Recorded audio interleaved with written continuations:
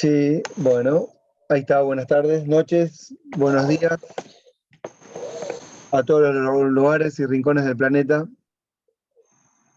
que hagan play en este momento y pongan, no sé, no sé qué van a escuchar. Bueno, vuelvo a decir una vez más, para todas y todos los que entraron, si ponen la cámara me haría muy feliz. Además voy a hacer un recorte de pantalla con las cámaras que tengo prendidas. ¿Para qué? Para considerar después la nota, que es muy importante, porque sé quién participa, pero por los nombres no me acuerdo. Pero ahora, espere, estoy haciendo, ya la hice igual. Ahí hice, ahí está. Y grabo esto, me espero, estoy grabando, un segundo. Del 10/4/2023. Proceder. Económico. Listo.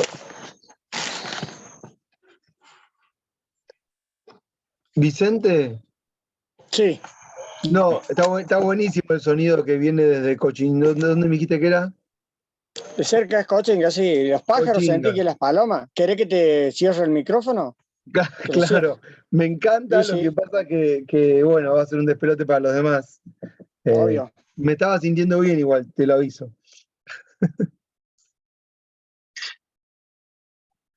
Bueno, profe, yo no me encuentro de viaje post salida de la facultad, disculpe, ok. La vez pasada, no me acuerdo que trabajé, pero me quedó en la pantalla una foto, la voy a compartir. Buenas tardes, yo acá si me conecto, bueno, dale. Yo les voy agradeciendo. Me quedó en la pantalla una foto que nunca les mostré y eso me indica hasta dónde más o menos llegué. Eh, Esperen que, ¿saben qué? Para no hacer lío se las mando por WhatsApp, ¿les parece? Eh, Copiar, no puedo copiar, esperen. Estoy sin mouse.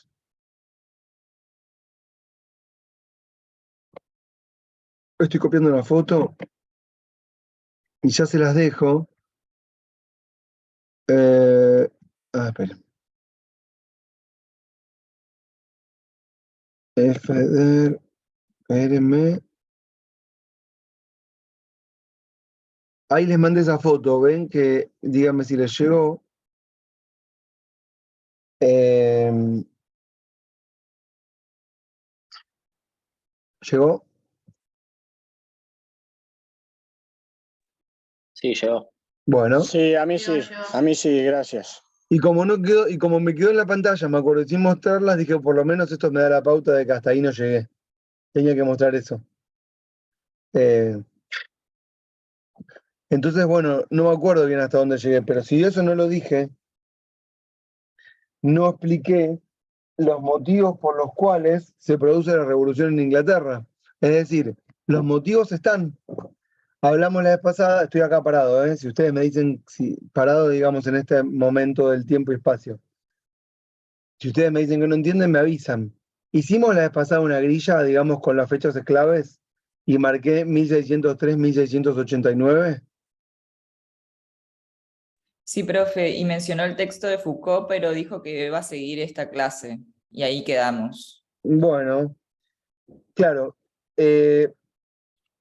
Lo que pasa es que toda nuestra modernidad, por eso es importante, digamos, acá está el nudo gordiano de la cuestión, toda nuestra modernidad tiene como victoria este momento que es el siglo XVII en Inglaterra.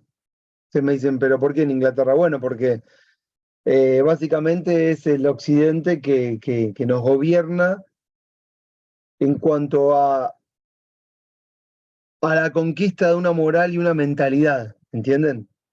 Y a una forma de lo que entendemos por sentido común. Se consolida durante el siglo XVII, porque el siglo XVII arranca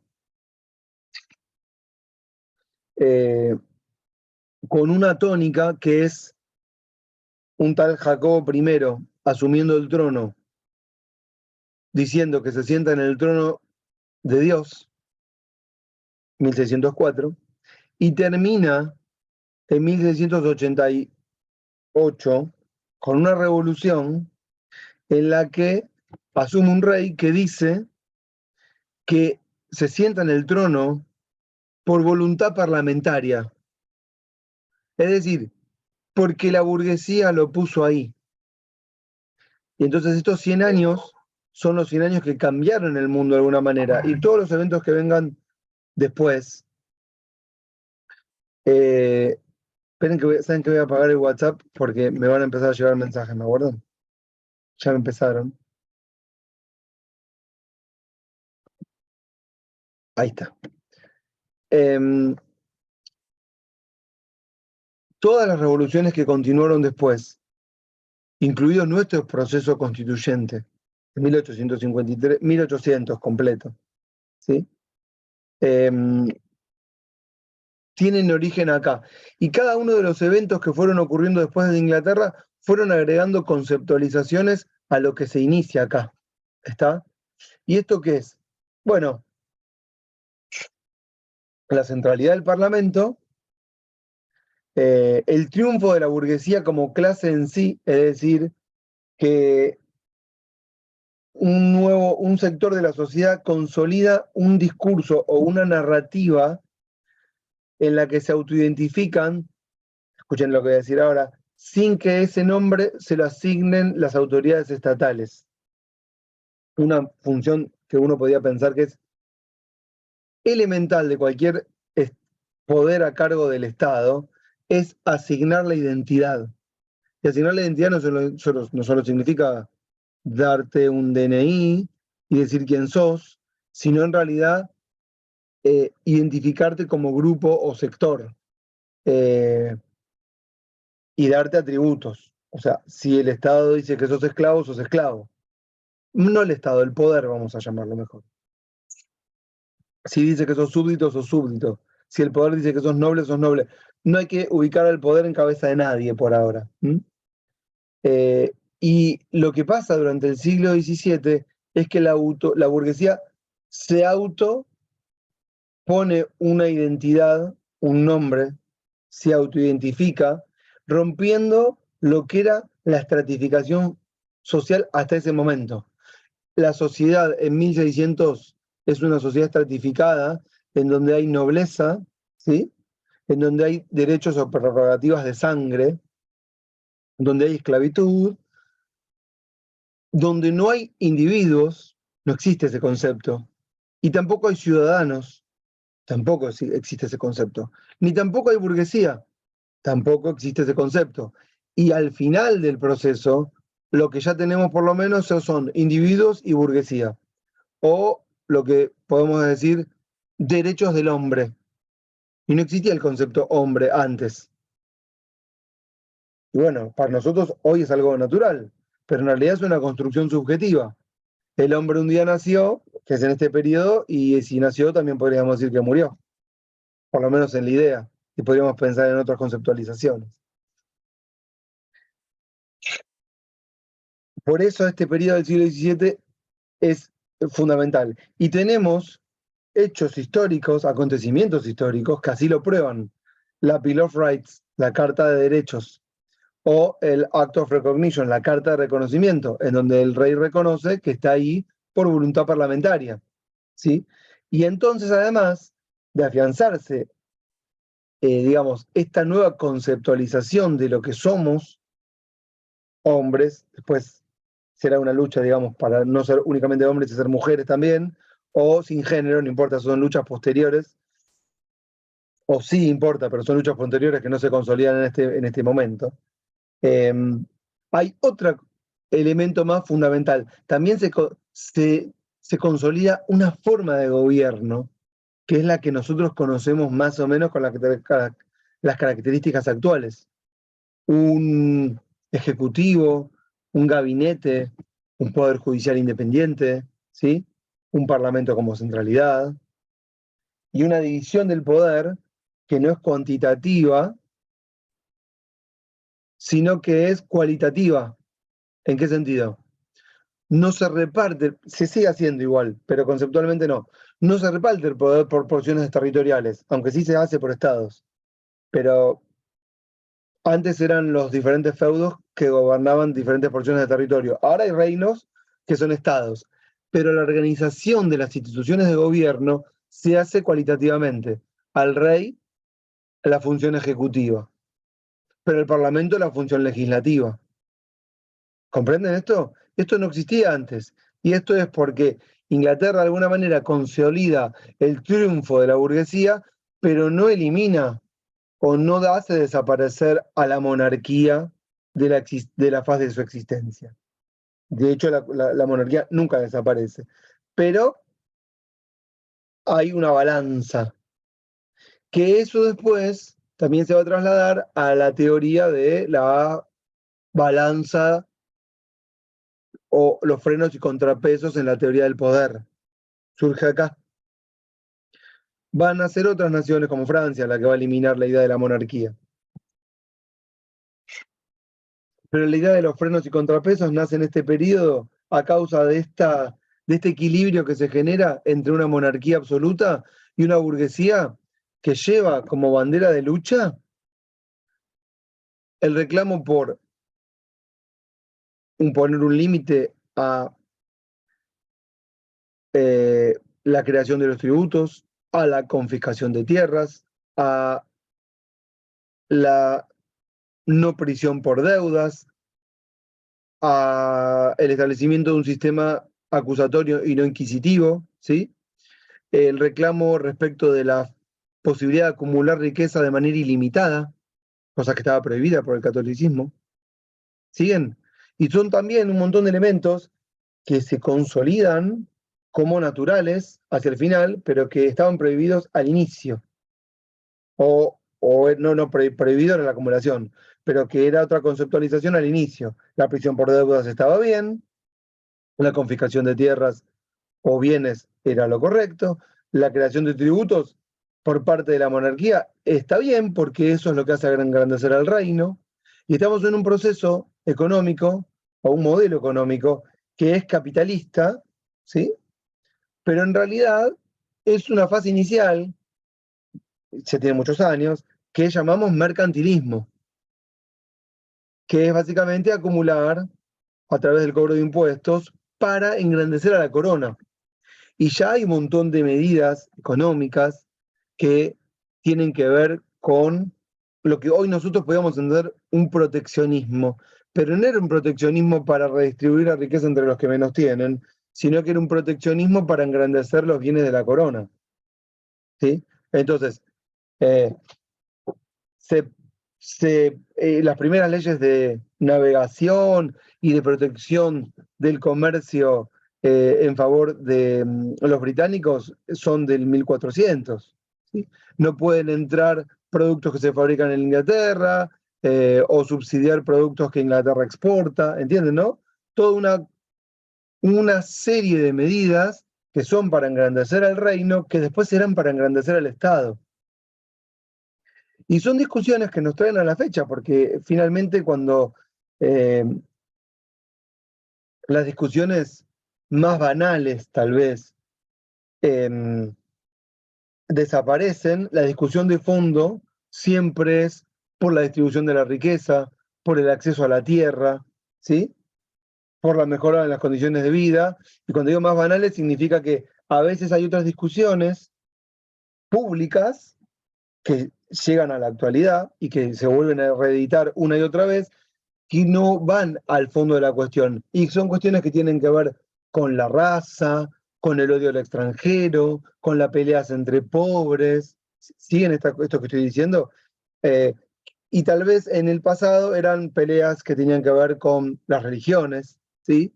Entre católicos y protestantes, o entre católicos y protestantes contra judíos, o contra otras religiones distintas, o contra musulmanes. Y tal vez cuando estas discusiones quedan de lado, aparece la discusión que uno podría pensar en un mundo capitalista es la esencial, la discusión por la propiedad. Esa es la gran batalla de todas las batallas. No obstante, hay otras importantes, por ejemplo, la lucha feminista es una. De hecho, algunos autores hablan de una doble lucha de las mujeres, ¿no? La lucha por la propiedad y la lucha por terminar con una sociedad heteronormativa. Bueno, tiré muchos conceptos. No sé hasta dónde me siguieron con todo esto que acabo de decir. Por suerte está grabado, se puede ver de vuelta. Pregunta. Pregunte. ¿Podemos decir que fue una transmutación, un cambio de las luchas religiosas por las económicas? Está buena la pregunta. En realidad, por ejemplo, Pisarello dice al principio del texto de Inglaterra que todo empezó siendo luchas que tenían una motivación religiosa, ¿no? Que era entre estaba hablando puntualmente ahora de Inglaterra, pero bueno, no es ajeno al resto de los territorios, que empezó siendo entre católicos y protestantes. Los protestantes del norte contra la monarquía absoluta, digamos, reinante. Y que pronto la cuestión derivó en una lucha por la propiedad. Y podríamos pensar que sí.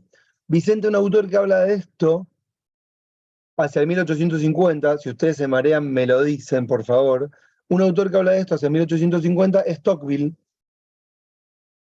que muy preocupado por el fin de la nobleza, siendo él un noble en Francia, está preocupado porque justamente dice todas esas privilegios y discusiones menores han quedado de lado por una discusión mayor, que es la propiedad. Entonces vos podrías pensar con esto que me está diciendo, sí, efectivamente es así. Pero después recurrentemente las luchas por otras motivaciones vuelven a resurgir. Por ejemplo, los nacionalismos, que ponen muchas veces a pelear a sectores poblacionales que tienen las mismas condiciones paupérrimas de vida. Y no obstante lo llevan al frente de batalla, tal vez uno podría pensar engañados. No, podríamos pensar que no y podríamos pensar que está bien, que el enemigo está del otro lado de la frontera. Pero, bueno, ya vamos a ir viendo con el correr de las clases cómo esto se va desarrollando. Pero también digamos, ya que estamos, que al inicio yo te lo dije ya 2 o 3 veces, lo vuelvo a decir otra vez, al inicio del proceso de la Revolución Inglesa, las tierras, todas las tierras son tierras comunales. ¿Y qué significa eso? Son las mismas tierras, solo que todos sabemos que son tierras que pertenecen a Dios, o al monarca, que es el representante de Dios en la tierra una vez que el Papa pierde su poder. Y al final del proceso, todas las tierras están parceladas. ¿Entienden? Entonces se produce, digamos, lo que sería, en lo que, por ejemplo, explica Marx, la acumulación originaria o la repartición originaria de las tierras que hacen después que el juego empiece a funcionar habiéndose todo redistribuido antes. No sé si hablamos acá del juego de la vida. ¿Hablamos del juego de la vida? No. Bueno, por ejemplo, ¿jugaron alguna vez al juego de la vida? ¿Cómo empieza el juego? No, bueno, Macarena no, pero yo te explico. ¿Cómo empieza el juego de la vida? ¿Cómo empieza el juego? Igual, Dante, no te escucho, no sé qué me dijiste, pero... Desde el mismo punto de partida, todos arrancan en el mismo punto y tirando los dados vas avanzando dependiendo de tu suerte. Claro, lo que no muestra el juego es la etapa previa, que es el preparativo del juego. El preparativo del juego es repartir el dinero, ¿sí? Entre una especie de banca barra Estado, que no se sabe bien lo que es, y esa especie de confusión nos está indicando que no sabemos si el Estado si la banca es estatal o es una banca privada que organiza desde lo público. Esa confusión también tiene que ver con que tal vez en el origen el Estado y el banco, el reino y el banco es lo mismo, es el mismo que acuña moneda, que es el poder. Después esa separación o ese intento de separar la banca de las autoridades, bueno, es una disputa política de la burguesía, digamos, que podemos charlar después, pero lo que el juego finalmente nos muestra es que hay una repartición del dinero que en el juego se muestra pacífica, pero que no es nada pacífica.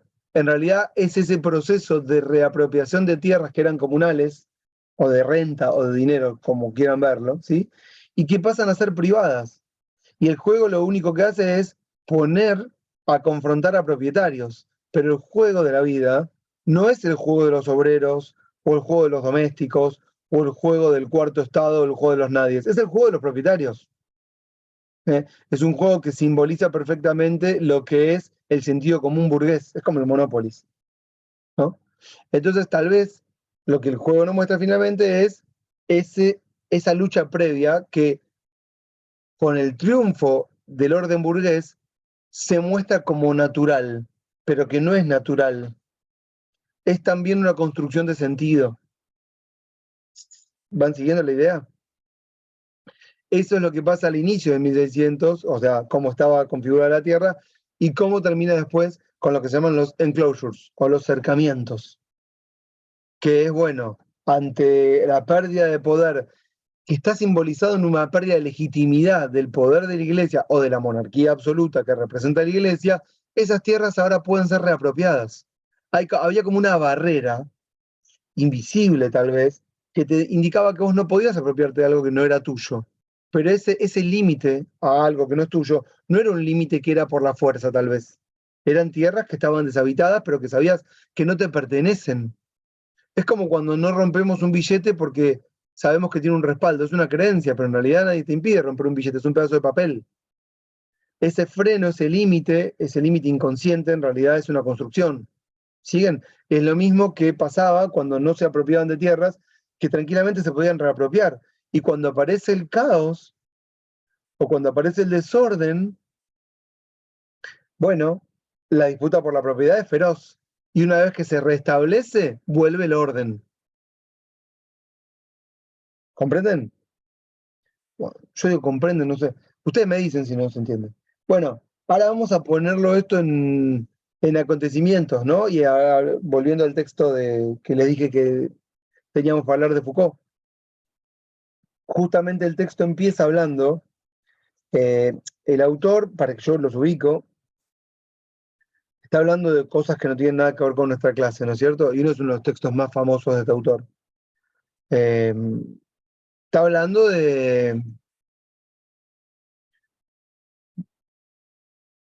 bueno, de otras cosas, de los discursos hoy podríamos llamar discursos de odio, discursos fascistas, discursos racistas. Y alguien le pregunta en la clase, al inicio de la clase, en la clase del 4 de febrero de 1976, la que dejé, alguien le pregunta por qué el racismo dice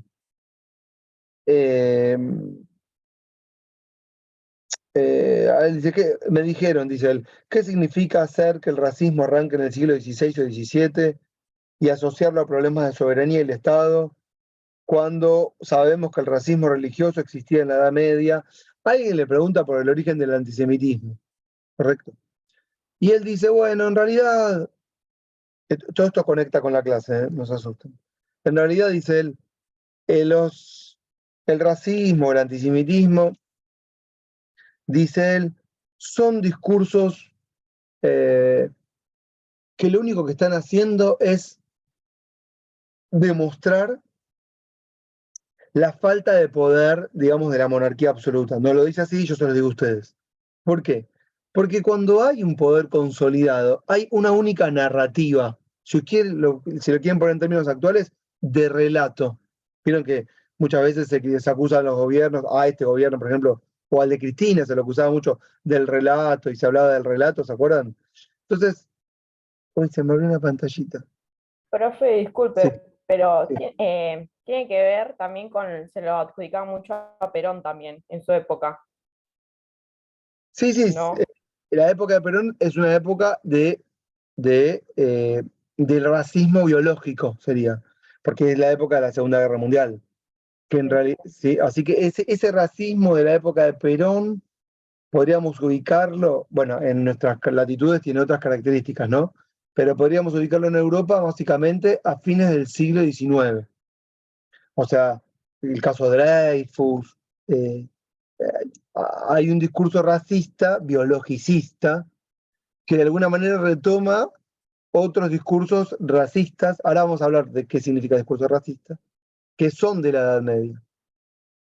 Y en realidad, lo que el autor nos está queriendo decir es que cuando hay un poder consolidado, una monarquía absoluta, si quieren, o bueno, un orden del que les parezca, ese orden establece una narrativa, ese orden establece una forma de legitimación, ¿sí? Claramente que fue Dios durante la mayor parte del tiempo de la humanidad, ¿sí? O sea, la verdad que hoy se establece desde el Estado a través de la ciencia, monopolizada por el Estado, estaba establecida por un poder de Dios y la verdad divina. Y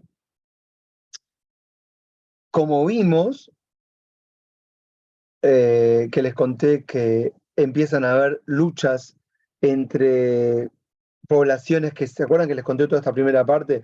Poblaciones que migran y que advierten que la distribución de la riqueza es injusta, por llamarlo de alguna manera, y empiezan a protestar, y después se alfabetizaron a partir de la imprenta. ¿Se acuerdan que les conté todo esto? Pero se genera un retroceso con la peste, y todo vuelve a recomenzar hacia el 1450, y ahí empiezan con más inventos, y más poblaciones urbanas, y más rebeliones, hasta que, bueno, todo llega a un despelote hacia el 1575, y en el 1600 en Inglaterra,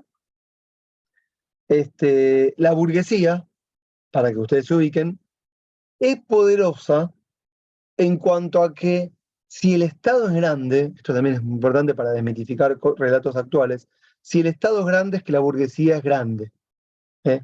Porque no existe una burguesía que no crezca de la mano del desarrollo de un Estado moderno, que a su vez que demanda a esa burguesía o esa clase productora todo lo que el Estado necesita para gobernar. ¿Entienden lo que digo?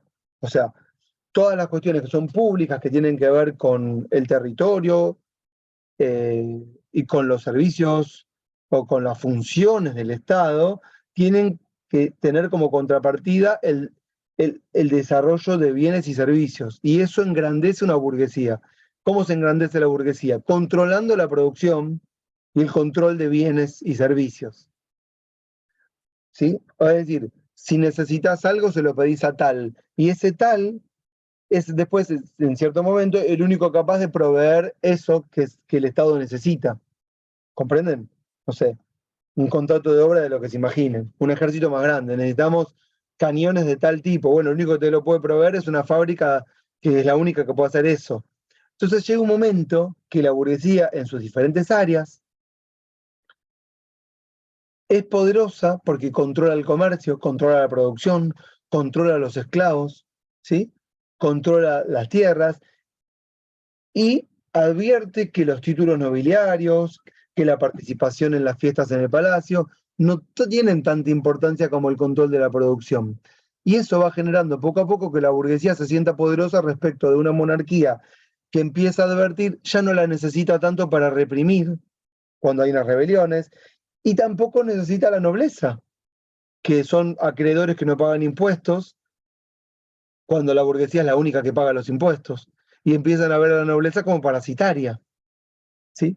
Entonces, ¿qué pasa? Empieza la burguesía a construir una narrativa propia, que es la narrativa que nos conocemos hoy como la narrativa del orden burgués. Hay que poner un freno al poder, el poder no puede abusar de sus derechos, los impuestos solo tienen que salir del Parlamento, podemos acumular de manera ilimitada si nosotros pagamos por ese trabajo que hace otro porque ese trabajo nos pertenece. Y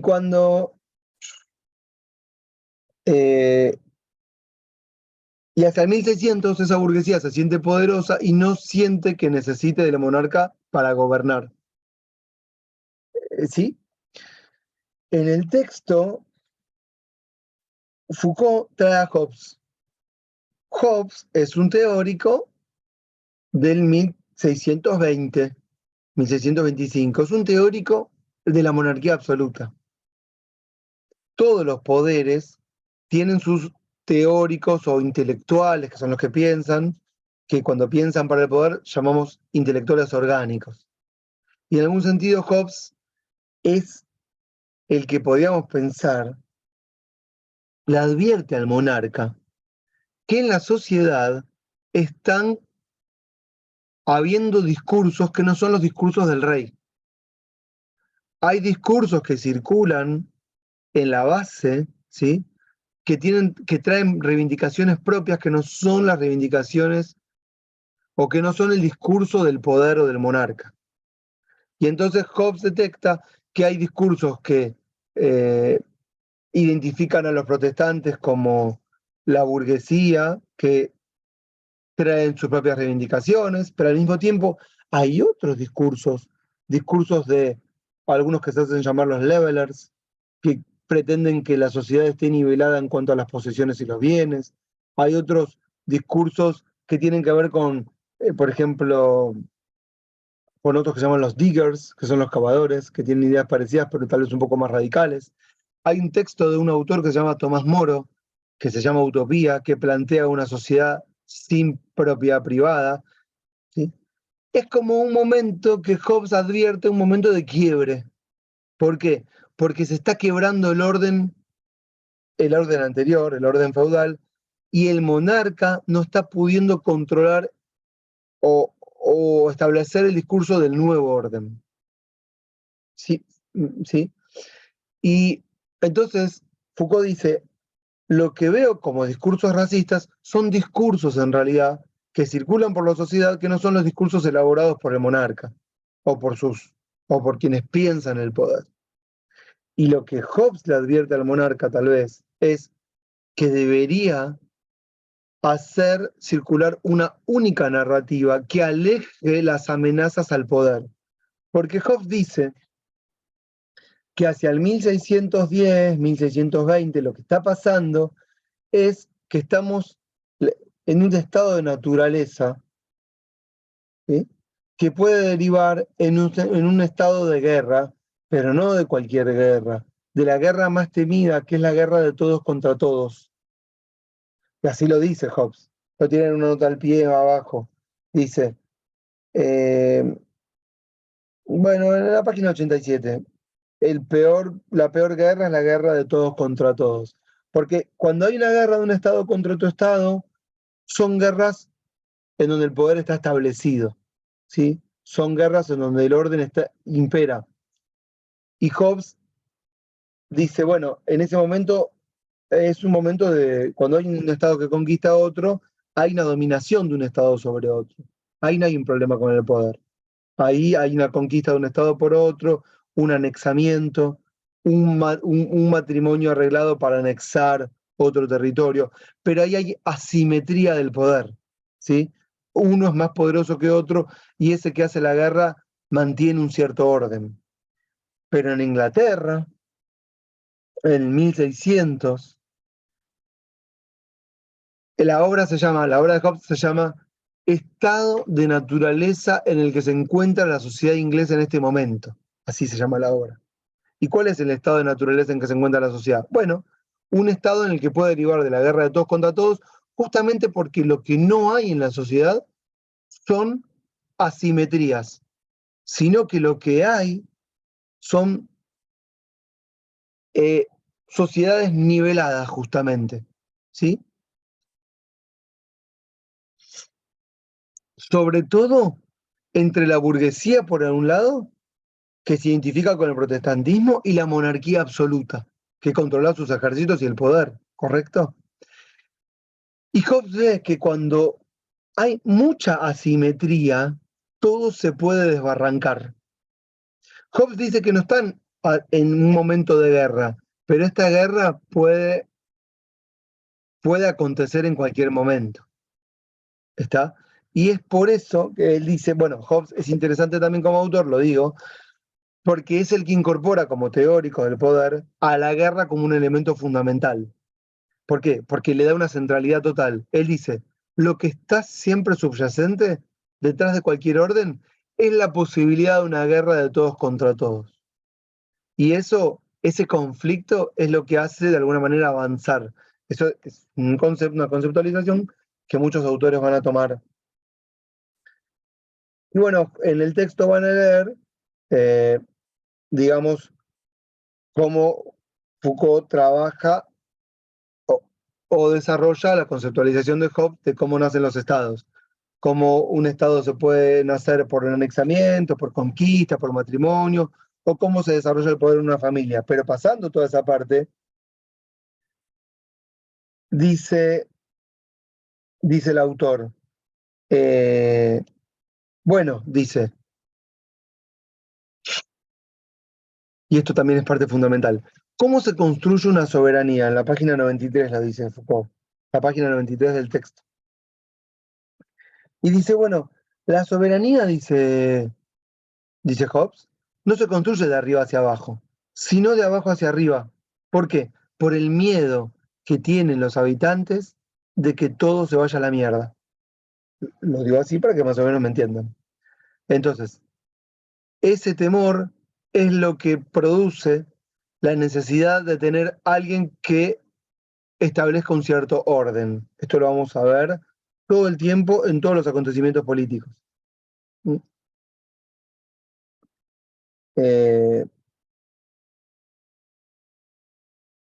Y entonces, cuando, avanzando, ¿no?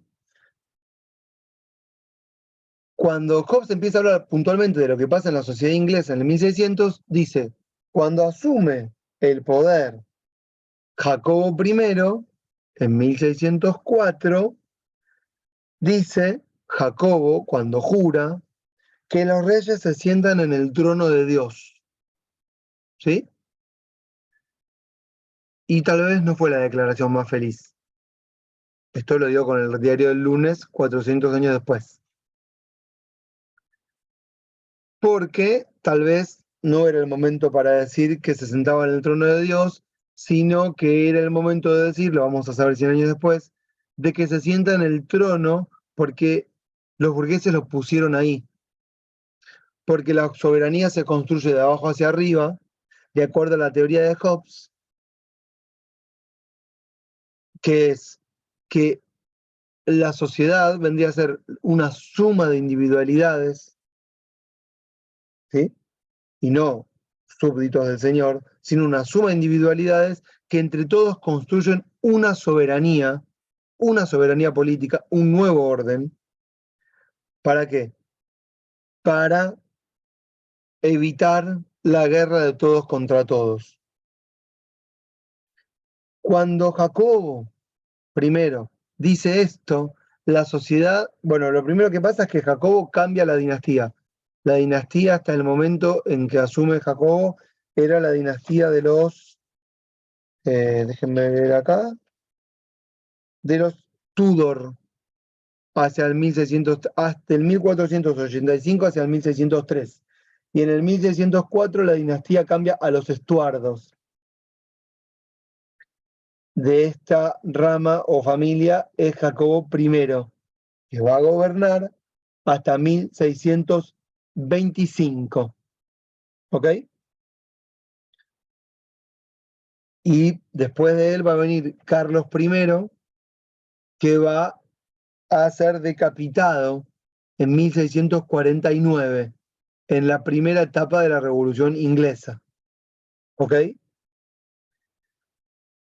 Lo que dice Foucault de este periodo es que cuando Jacobo dice esto de que los reyes se sientan en el trono de Dios, el discurso de la burguesía se hace mucho más feroz contra la monarquía absoluta. Y acá se empiezan a tejer historias hacia atrás que empiezan a cambiar el modo de pensar. Y ahí aparece un poco el cuadro que les mandé por foto en WhatsApp. ¿Cómo gobernaban todos los reyes en Inglaterra? Si quieren, miren la foto que les mandé. Vayan mirándola. Todos los reyes que gobiernan Inglaterra desde el año 1066 lo hacen por derecho de conquista. Había un rey que se llamaba Guillermo, que era un rey franco-normando, que es el que está en la foto, el que ven ahí que se sienta ahí en ese trono.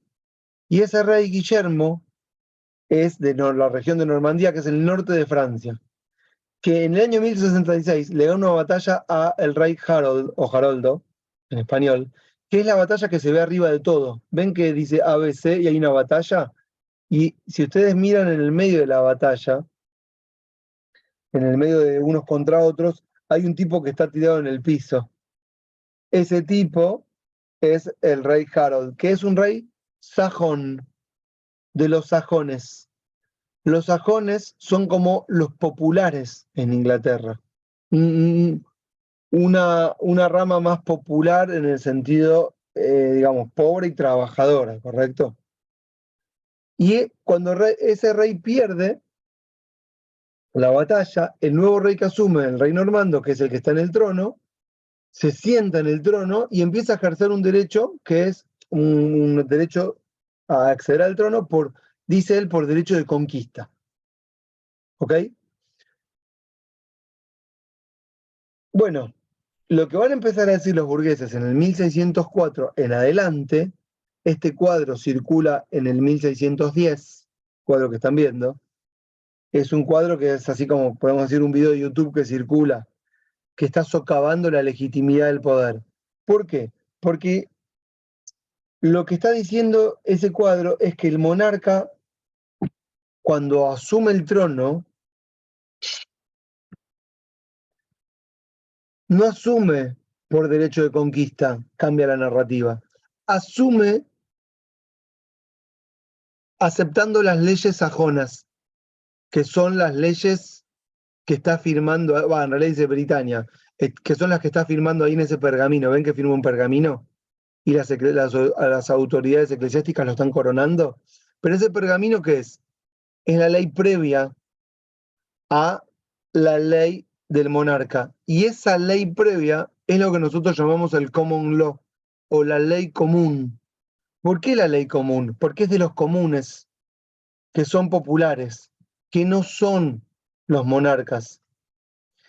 Y entonces lo que se empieza a esbozar como teoría que corre como discurso en el 1610 y está socavando el poder de Jacobo I, es la idea de que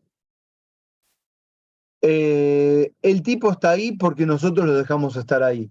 Si hubiésemos querido a Guillermo el Conquistador, después de que ganó la batalla, si hubiésemos querido lo matábamos. Pero nosotros no lo matamos y aceptamos que esté ahí. Y nosotros fundamos la soberanía de abajo hacia arriba y aceptamos que él esté ahí. Pero que él gobierna o gobierne por las leyes de Inglaterra, que escuchen, que están antes que los reyes. Las leyes comunes, las leyes populares, el common law, está antes que lo que puede imponer el monarca. Y eso significa, escuchen ahora, que esas leyes comunes son un límite al poder del monarca. ¿Entienden? Porque es en este momento en el que se empieza a establecer esta teoría de que la ley es un freno o un límite al ejercicio del poder del monarca absoluto. ¿Sí? Y sigo el desarrollo. Escuchen. Los normandos hablan francés. Cuando Guillermo el Franco se instala en el poder, impone como lengua del poder real en Inglaterra una lengua en francés o algo parecido al francés, pero no es ninguna de las lenguas que se habla en territorio británico. No son, vamos a llamarlos, no son celtas, no son sajones, no son bretones, no son galeses, son franceses y hablan en francés. Y toda la documentación pública del Reino Británico, ¿sí?, es en francés. Y entonces, a partir de 1600, la burguesía a la cabeza, pero todos los sectores populares en general, advierten que lo que están sufriendo es una especie de padecimiento lingüístico. Esto se parece mucho a lo que nosotros hablamos con Lutero y la idea de que la Biblia se traduzca en la lengua de cada uno y no en latín. ¿Qué pasa? Si alguien quiere litigar contra el Estado o hablar el lenguaje del Estado o reclamar o hablar con la monarquía absoluta, tiene que hacerlo en francés. Y esto, para los sectores populares, que son a quienes el rey gobierna, es lo que ellos llaman un padecimiento lingüístico que vienen sufriendo hace muchísimos años. Y también establecen como argumento de que el monarca al inicio, desde el 1066 en adelante, empezó a gobernar con las leyes británicas, pero que poco a poco fue creciendo en el ejercicio de su poder y abusándose del mismo, entrando en un proceso de despojos, de lo que Foucault llama exacciones, que es lo que nosotros entendemos por cobro excesivo de impuestos, por imposición de multas excesivas, por confiscaciones de tierra indebidas, y finalmente empezó a cometer un abuso de poder. ¿Sí? Hacia el 1610 hay un caso que nombra Pisarello, de un juez que se llama juez Cook y el caso se llama Bonham, que lo mencionamos la vez pasada, no me acuerdo. Si no me dicen nada, supongo que no. Es un juez que es un diputado, por supuesto, un miembro del Parlamento, que también lo menciona Foucault, todos lo mencionan, es importante para el origen de la supremacía de las normas, pero que está perfectamente ligado a todo este proceso. Pasa lo siguiente, hay un médico que ejerce la medicina en Inglaterra sin estar matriculado en el Real Colegio de Médicos. Los colegios están organizados por la monarquía absoluta, ¿sí? Claro, el tipo no se matriculó y ejerce la medicina de manera ilegal, por no estar matriculado. Toda la medicina en esa época eran hechizos y pócimas mágicas, pero bueno, es el origen de la ciencia. Entonces, el Real Colegio de Médicos de Inglaterra le impone una multa al médico, ¿sí? Y una parte de la multa que le imponen al médico la percibe la monarquía absoluta y otra parte de la multa la recibe el colegio. Entonces el juez, que se llama Cook, cuando tiene que falla haciendo por primera vez una especie de control de constitucionalidad y dice,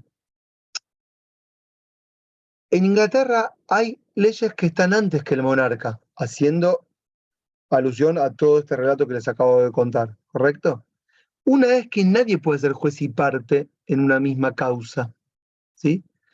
Y las autoridades y los jueces de la monarquía tienen que atenerse a estas leyes que son anteriores.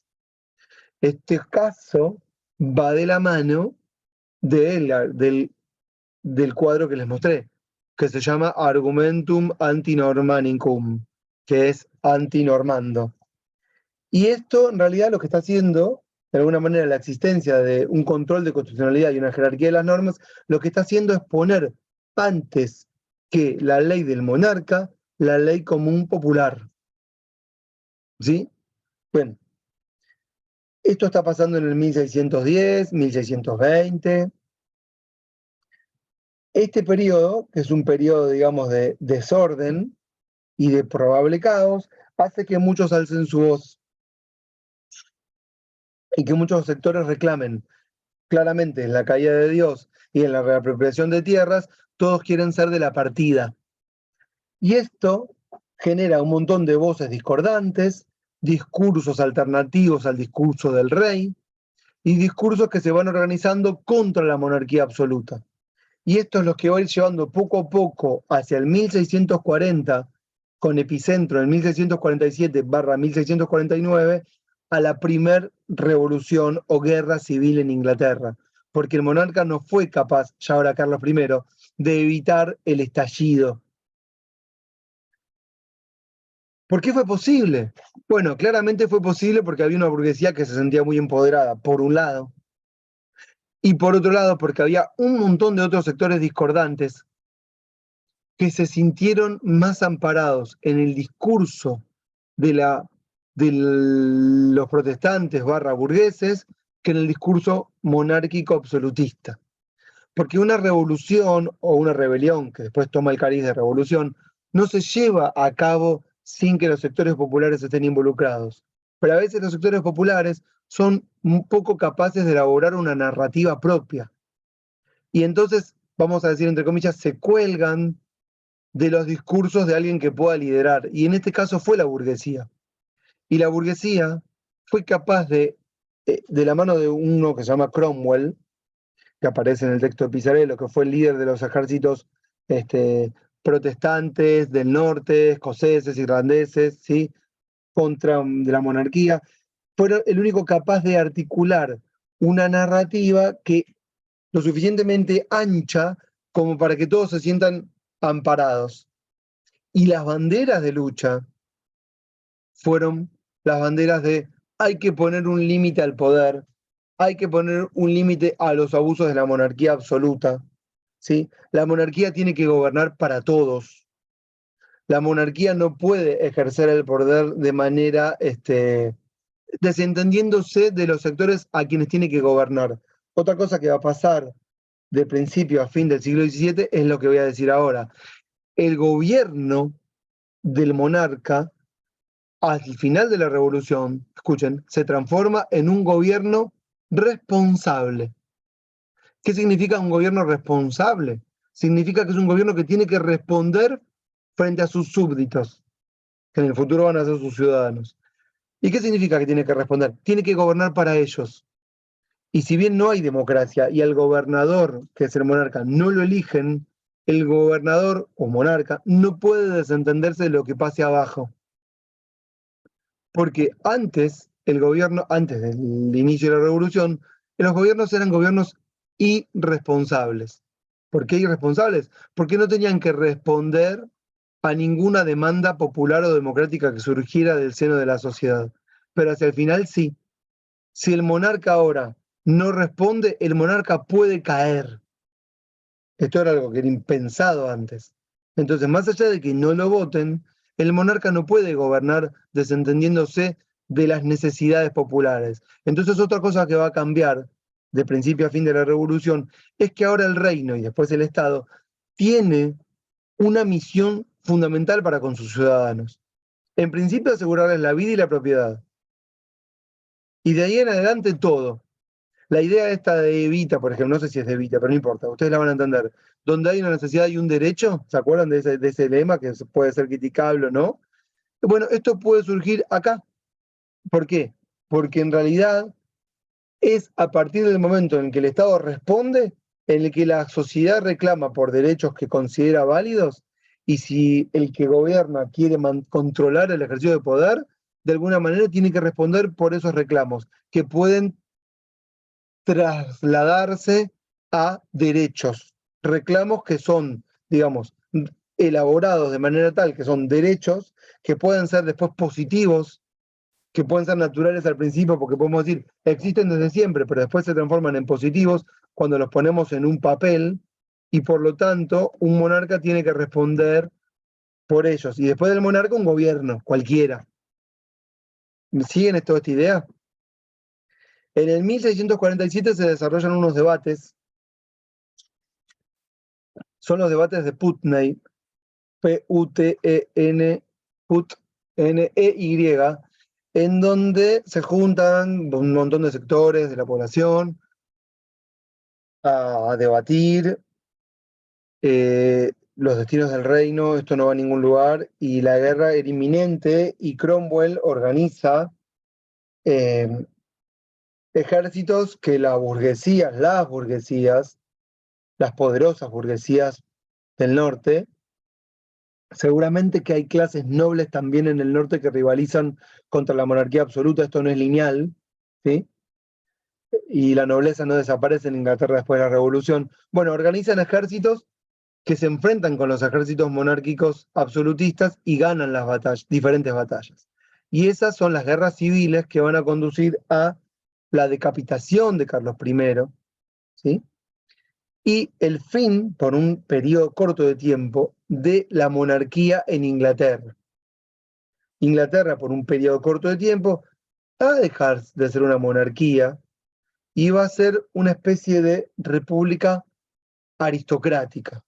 ¿Por qué república aristocrática? Porque va, de alguna manera, a gobernar sin monarca, con una especie de constitución escrita que se llama instrumento de gobierno. Es el único periodo de la historia de Inglaterra donde van a tener una constitución escrita.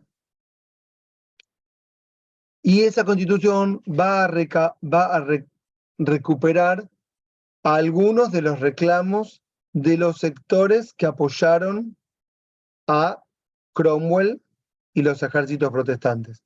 No los reclamos que podemos llamar, como dice Pizarello, más democráticos y populares. Por ejemplo, la asistencia a los pobres o el derecho al sufragio universal, que eran reclamos que existían pero que no pudieron plasmarse, o un reclamo a una repartición pareja de las tierras comunales. Esos son reclamos que no van a consolidarse, pero sí los reclamos más aristocráticos y que tienen que ver con los derechos que después nosotros vamos a llamar de primera generación, que tienen que ver con el respeto a la propiedad privada, el límite a la creación de impuestos de manera excesiva, el límite a la confiscación de tierra, la no prisión por deuda, ¿correcto? Son los más importantes. Y va a vencer el lema que llamamos no taxation without representation. O sea, de donde surge un principio que es fundamental en todas las constituciones, y seguramente habrán visto tal vez con las otras clases de la cátedra y en general en la facultad y en la historia de la carrera, el principio de legalidad tributaria. Y nuestra constitución está desparramado por todos lados. No existen impuestos si no son previamente creados por el Congreso, ¿correcto? 14, 17 y varios más, y cuando se crean, cuando se da recepción, por ejemplo, a los decretos de necesidad de urgencia, una de las limitaciones es, bueno, no pueden ser en materia legislativa, ¿correcto? Eso tal vez lo saben bien. Este principio de legalidad tributaria surge en este periodo. Este gobierno republicano va a existir hasta la muerte de Cromwell, 1662. En Wikipedia van a leer que la monarquía se restablece en 1660. Es muy difícil hacer desaparecer a la monarquía. La idea de república todavía es lejana, ¿correcto? Menos democracia, que es un concepto que se consolida recién después de la Segunda Guerra Mundial. Es que para democracia falta un montón. Pero república se va a poner en cuestionamiento en el siglo XVII y se va a terminar de consolidar 2 siglos después. Mismo en 1815 se restablecen todas las monarquías en el mundo, incluso la de Fernando VII. Ya lo vamos a ver. Claro, en 1662 se restablece la monarquía con la muerte de Cromwell, pero es una monarquía totalmente debilitada. No es un monarca que pueda asumir Jacobo II, ¿sí? Con el poder con el que asume, Carlos II, perdón, con el poder que asumió Jacobo I diciendo que los reyes se sientan en el trono de Dios. Es imposible esto que pase. Y entonces, después de esto, va a venir un segundo periodo de la revolución, que es lo que ellos llaman la gloriosa revolución, que ocurre en 1688. ¿Por qué ocurre? Bueno, hay un montón de sectores que apoyaron la revolución, la primera revolución y las guerras civiles, y que no obtuvieron lo que querían. Entonces las manifestaciones van a continuar, y muy fuerte, ¿sí? Y hay muchos sectores que le reclaman a los miembros del Parlamento, los Whigs, los Tories, bueno, propiedad comunal de las tierras, repartición igualitaria, limitaciones al régimen de la propiedad en beneficio de una supuesta igualdad. Y eso va a forjar de alguna manera el segundo periodo de la revolución, en la que ya no esto se va a producir mediante una especie de lo que en los libros lo encuentran como pactos.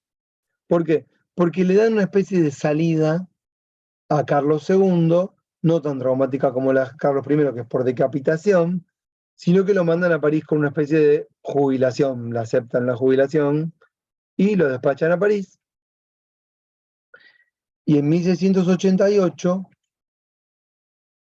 traen un nuevo monarca, también de los, ¿qué les dije? Los Estuardos, que se llama Guillermo de Orange, que es la misma familia, pero ¿qué le hacen firmar? Le hacen firmar los famosos dos documentos que consolidan la revolución. El primero, la Bill of Rights, la Carta de Derechos. Ya esta no es una carta de concesión como podría haber sido la Carta Magna o todas las otras cartas en las que el rey concede derechos a la burguesía, sino que ya es la burguesía la que hace que obliga al rey a firmar esa carta, ¿entienden? Ya la relación es asimétrica en el sentido inverso.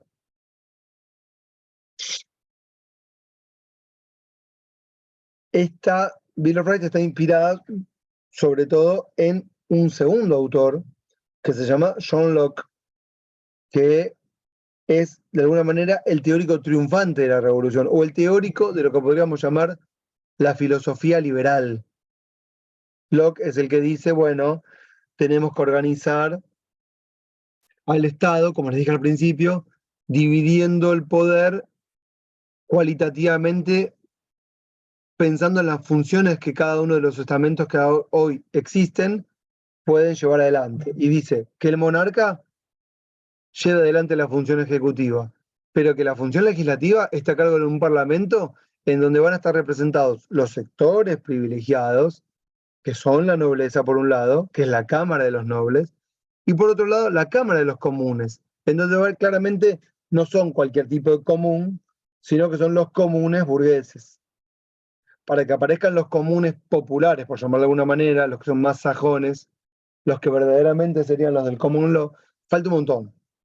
Falta, por ejemplo, no sé, vamos a ver más adelante la Reform Act de 1832 que posibilita el sufragio, pero esto no va a ser sin luchas previas y guerras, esto no va a ser así nomás. ¿Sí? Esa es una de las que le hacen firmar, la Bill of Rights. Y bueno, y Locke decía todo esto. Y otra de las cosas que dice Locke en su segundo ensayo sobre el gobierno civil, Locke ahí dice, bueno, estamos en un estado de naturaleza, es cierto, y lo mejor sería pasar a una sociedad civil.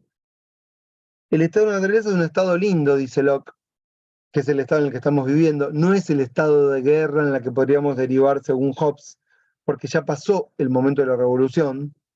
Pero sería piola, dice Locke, una sociedad civil en donde esté establecido por ley, la Bill of Rights y algunas más, otra más, qué le compete a cada uno. ¿Sí? Y ahí Locke va a hablar de una especie de lo que él llamó Appel to Heaven. ¿Qué significa Appel to Heaven? Bueno, el monarca va a ejercer el poder porque es el que está en la práctica gobernando. Pero si abusa de sus derechos, la burguesía puede rebelarse. Y eso lo llaman Appel to Heaven, sería como tener el celular de Dios, una cosa así. O protestar ¿vieron cuando, por ejemplo, se convoca a una desobediencia civil, no paguemos los impuestos, que cada tanto surge? Bueno, podría tener origen acá. El gobierno está cobrando tributos excesivos, no paguemos los impuestos. Podría tener un origen en esta idea. Y Locke también va a decir, bueno, esto de la división de poderes, que el poder judicial, ya lo vamos a ver en otras clases, dependa de la Cámara de los Comunes y no del monarca. No habla de un poder independiente. Y va a hablar de la posibilidad de acumular de manera ilimitada. Locke va a decir, si una persona tiene un esclavo y ese esclavo trabaja para uno, una persona es un propietario, ¿no? Eso que hace ese esclavo pertenece al propietario. Se terminó con esto de las restricciones paternalistas y que no se puede acumular. Si yo tengo muchos esclavos que hacen muchas cosas, todas esas cosas que yo no puedo hacer con mis propias manos, pero que un esclavo las hace por mí, son mías. Eso antes estaba prohibido y ahora está permitido. ¿Sí? Y bueno, finalmente, lo más importante, tal vez dentro de todo este batahola de documentos y nuevas conceptualizaciones, otra que le van a hacer firmar a Guillermo de Orange cuando se sienta en el trono va a ser la Act of Recognition o Acta de Reconocimiento, donde él reconoce que se sienta en el trono y no es el trono de Dios, sino que se sienta ahí por voluntad parlamentaria, ¿sí?, de los diputados que ahí lo pusieron y que él tiene que gobernar para esa cámara, para esas cámaras. Y que su poder se debe a esa voluntad parlamentaria. Es un pacto de sujeción entre el monarca y sus súbditos, pero que no es de arriba hacia abajo, sino, como decía Hobbes, de abajo hacia arriba. La soberanía se construyó de abajo hacia arriba por temor al desorden y por temor a la guerra civil. Pero si el monarca no gobierna como la sociedad quiere, al monarca lo podemos destituir. ¿Entienden? Con esta nueva idea de que ya no somos más súbditos, sino que somos individuos los que conformamos una sociedad civil. No somos súbditos de Dios, sino individuos que después seremos hombres y que después seremos ciudadanos y que hoy seremos ciudadanes con él, que falta. ¿Está? Y todo esto, estoy cansado, y además me necesito estos 15 minutos para prepararme y grabar la clase, es lo que sería el proceso inglés con toda la consolidación de toda esta batahola de conceptos que nos llevan al próximo periodo, que es la independencia en Estados Unidos y otro cúmulo de conceptos que van a venir a continuación. Creo que fue dignísimo, no sé cómo están, pero bueno, la grabamos. Bien, estamos vivos, estamos bien. Bien, Vicente. ¿Alguien quiere hacer una pregunta o estamos? No, estamos. Hay mucha información, hay que La ven de que- vuelta, lean los textos que les mandé, ¿sí? Que también van para el trabajo, por supuesto. Y la clase que viene les mando más material, no mucho más, pero mando más. ¿Estamos? No sé cuándo es la próxima, pero bueno, está por ahí anotado. Bueno, bárbaro. Perfecto, muchas Perfecto, gracias, profe. gracias. Gracias. Excelente, profe, gracias. Que anden bien. Igualmente. Chao. Hasta Chau, luego. chau. Gracias. Chao, chao. Chao, profe. Chau, chau.